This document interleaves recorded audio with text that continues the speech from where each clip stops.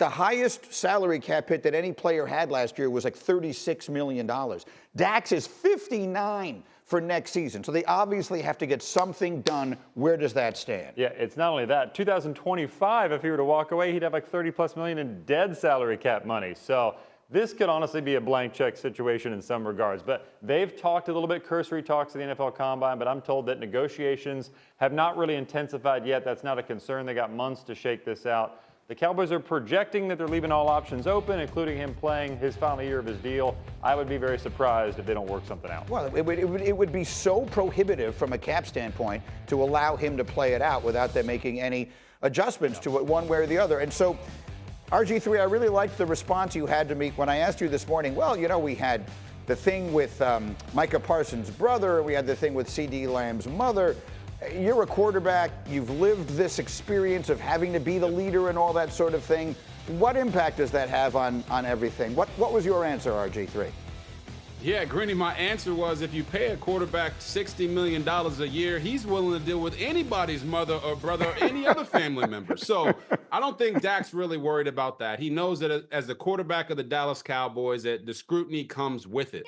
I think Dak has proven that he can be the quarterback for the Cowboys to go win a Super Bowl. I think he played at an MVP level the majority of the year last year. So Dak Prescott isn't necessarily the issue. The issue is Jerry Jones and the culture that he has created there for the Dallas Cowboys. If you really think about this, that star on the helmet has become more notorious for getting guys into big broadcast positions post-playing career than it has for them to win a Super Bowl on the field in the last 25, 30 years. So for me, with Jerry Jones, he has to first admit that there is a problem and that culture that's been created is that the fact that the Dallas Cowboys have been killing the ratings. I mean, we talk about them on TV. You got people making fun of them on TV, and it just skyrockets. People love to watch. But I think the Dallas Cowboys have become the anti-Floyd Mayweather, right? People watched Floyd Mayweather as a boxer because they wanted to see him lose. But Floyd never lost. And the Cowboys simply never win.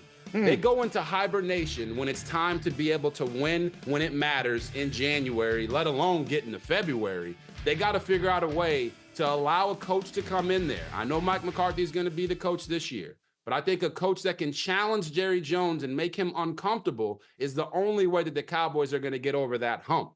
Right now, they're too cuddly like teddy bears, especially when it comes to the line of scrimmage. That's really interesting thoughts all the way around. Harry, what do you think of the whole thing? Well, to piggyback off what RG3 just said, one of the greatest quotes that I got from my receiver coach, Sean Jefferson, when I was in Tennessee, you have to be comfortable with being uncomfortable. Comfortability drives complacency, and that's what we see from the Dallas Cowboys and their organization. And for Jerry Jones, he has to be better, right, as an owner, also as a GM, also not wanting to be in the light when it comes to everything with this organization, with this team. Now, does he have every right to? Yes, he does, because he's the owner. But that doesn't mean it's right for the football team and them moving forward. And then when it comes to big-time games and big-time moments, the star players got a ball like star players. That's Dak Prescott, that's Michael Parsons, that's everyone else amongst that roster. I think that's one of the things that's been hindering this football team from getting to an NFC championship game. And if we're talking about when the last time they've been to one, it was January of 1996. Y'all, we had the Olympics in Atlanta that summer. So I was a kid. We literally had the Olympics Harry, where were you? In Atlanta that summer. January of 1996. Where was Harry Douglas?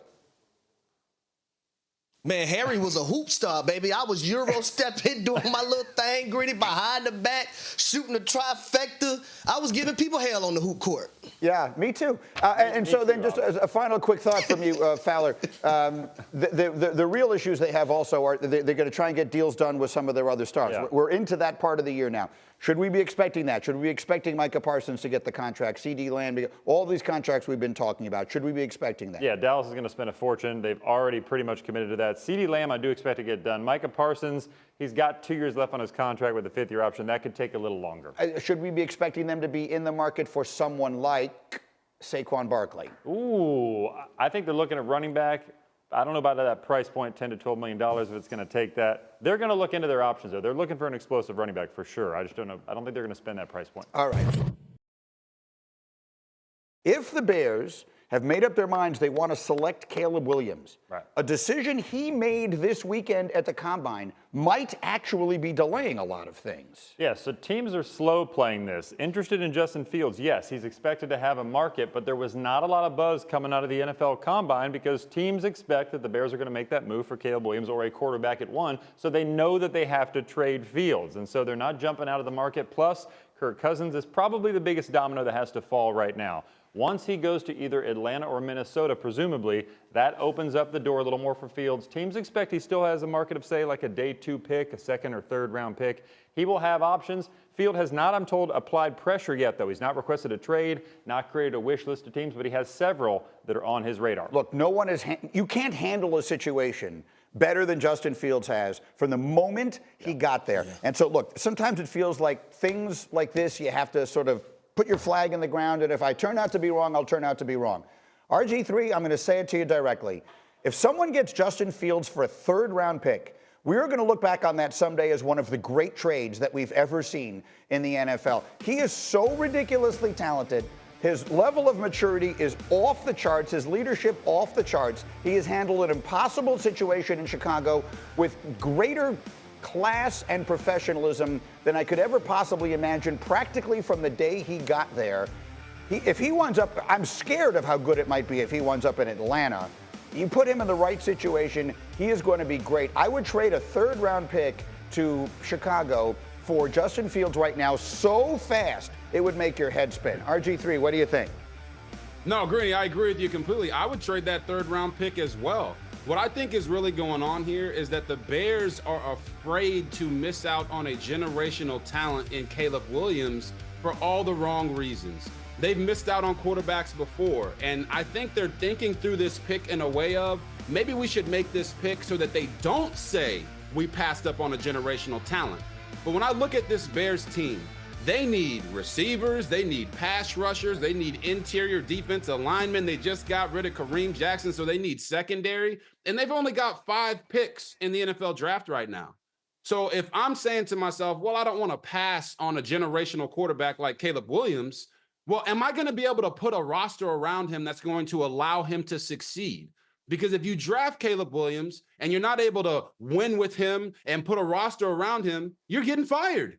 Well, if you pass on Caleb Williams and you don't put the roster around Justin Fields and build around him and be able to win this coming season, you're going to get fired. So I think teams are actually calling the Bears bluff right now. The closer we get to the draft, the less they're going to get for Justin Fields. If I'm a team, I'm keeping my draft capital. I'm calling the Bears bluff, and I'm forcing them to make that pick at number 1. It seems like they are clearly wanting to move on from Justin Fields. And to your point, Greeny, the fact that he has handled it the way that he has is even more proof to me that the Bears should be building around Justin Fields and not worrying about that first pick. Trade that bad boy and go get a roster that you can put on the field to win. That's correct. Look, I think that's a really well-made point. I'm not suggesting that it's the wrong thing to do. You reset the clock, all that stuff. I understand all of the factors that go into this. It isn't an easy and obvious decision. But the one point that must be made is that selecting Caleb Williams will not allow you to go back in time and have taken Patrick Mahomes when it turns out that you should have. Like, it doesn't work that way. Harry, give me a final word on all this.